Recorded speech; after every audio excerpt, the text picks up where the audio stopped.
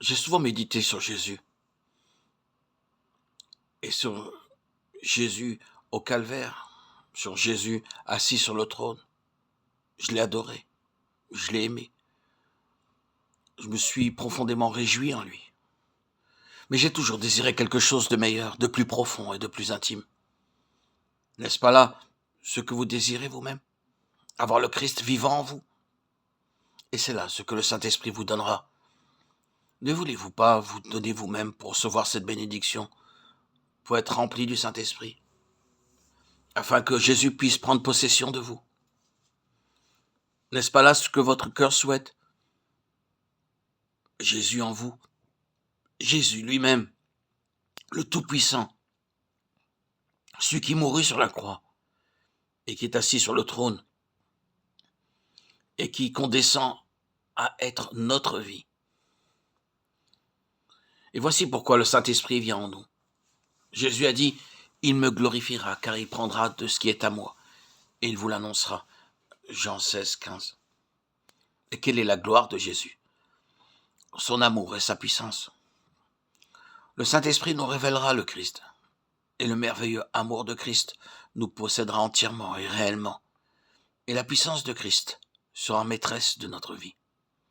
Vous connaissez cette magnifique prière au chapitre 3 de l'Épître aux Éphésiens, où l'apôtre demande à Dieu qu'il vous donnera selon la richesse de sa gloire, d'être puissamment fortifié par son esprit dans l'homme intérieur, en sorte que Christ habite dans vos cœurs par la foi.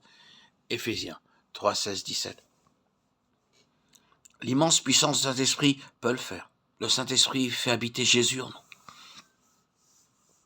Et voici l'autre enseignement, l'autre changement apporté par le Saint-Esprit en ce qui concerne les disciples.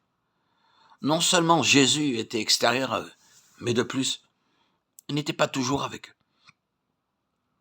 Vous vous rappelez comment, un soir, il les fit monter dans une barque pour traverser le lac, tandis que lui-même restait sur la montagne pour prier. Vous vous rappelez comment, une autre fois, il emmena 3 de ses disciples avec lui sur la montagne, tandis que les autres seraient en bas. Et ces dernières rencontrèrent des pharisiens et ils furent incapables de chasser le mauvais esprit. Et puis vint l'heure de la séparation, et à la fin, cette mort horrible, cette séparation définitive d'avec eux en ce monde. Oui, Christ était leur vie, mais ils étaient tantôt avec lui, et tantôt séparés de lui. Quelquefois, ils se trouvaient près de lui, mais quelquefois, la foule l'entourait, et ils ne pouvaient arriver à lui. Mais la présence de Jésus par le Saint-Esprit est ininterrompue, constante, et dure toujours. J'en suis le témoin. Pour tous ceux qui ont reçu le Saint-Esprit, vous êtes vous aussi témoins de Christ dans votre vie. Cet esprit qui vous régénère quotidiennement, qui est en vous, en permanence,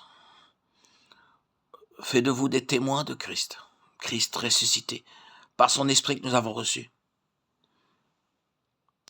Et c'est ce que doit être le désir de tous ceux qui n'ont pas reçu le Saint-Esprit.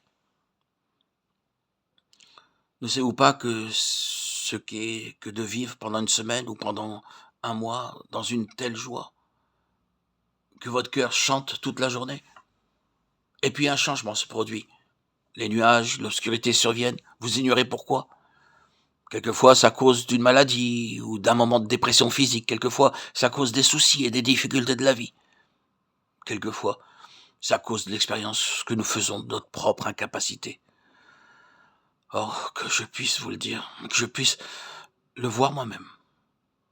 Jésus vous aime. Il m'aime comme il vous aime. Il désire ardemment ne pas être séparé de vous, même une minute. Il ne peut pas l'endurer. L'avez-vous saisi, l'avez-vous compris?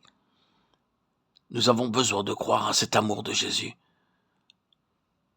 Nulle mère ne s'est autant réjouie du bébé qu'elle serre dans ses bras, que Jésus se réjouit en vous.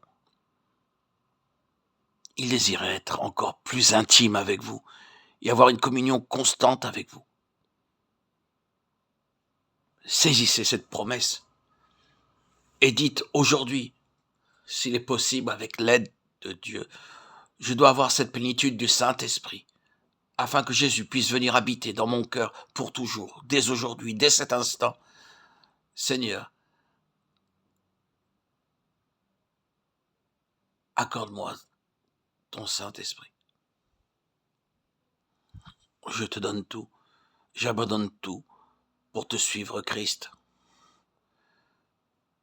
Je renonce à tous mes attachements, à tous mes désirs,